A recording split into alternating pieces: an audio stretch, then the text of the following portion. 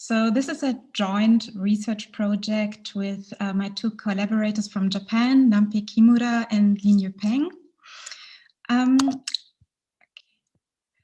Our research is based on the legal concept of balancing of interest. So specifically, we have looked at the balancing decision between the right to the protection of personal data as stipulated by Article 8 of the EU Charter of Fundamental Rights against access to information as stipulated by Article 11 of the EU Charter of Fundamental Rights. This balancing decision is affected by what we call legal criteria. So, for example, the status of a person.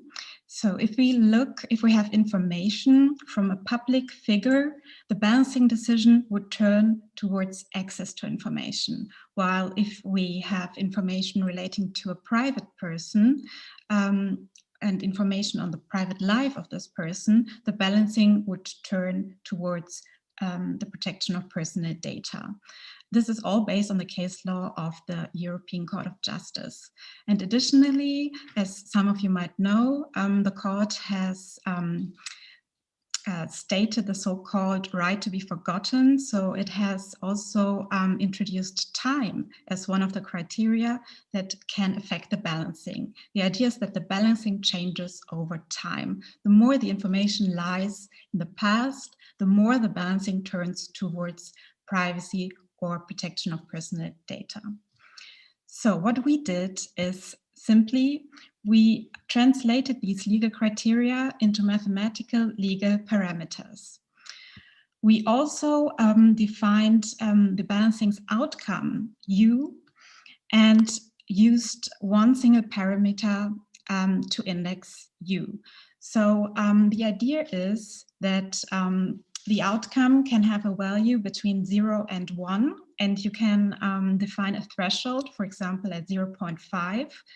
When the outcome is then lower than 0.5, the balancing decision would turn towards privacy, while if it is higher than 0.5, it would turn towards access to information. This way, we can also model different legal systems that would set the threshold of this balancing at a different point. What we did then is we see this as a linear optimization problem. So we needed data that we could use to fit our function. The data was created by a fully qualified lawyer.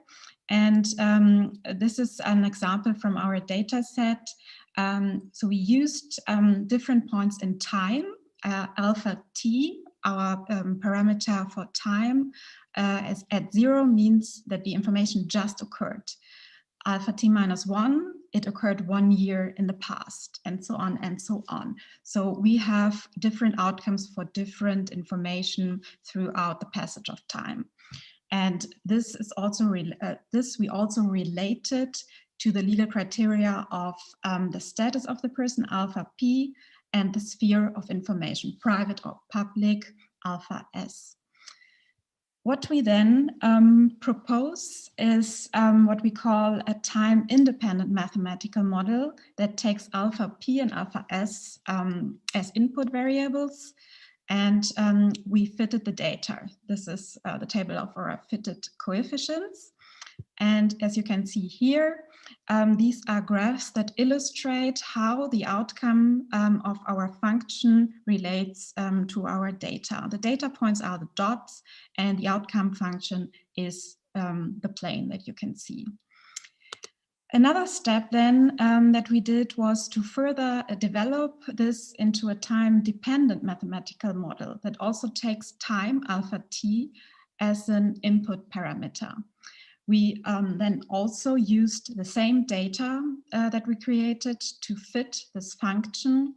And what we achieved was, as you can see on these graphs, a continuous model for time. So you could use this function to model different points in time. And again, as you can see, the plane relates is the outcome, and the black dots are our data points. Our evaluation shows like the reduced chi-square, and we also did a leave one out cross-validation, shows that our model can represent the data sufficiently. Thank you very much for your interest. The full paper can be found on SSRN. I don't know if we have still time for questions. I try to keep it short. Thank you.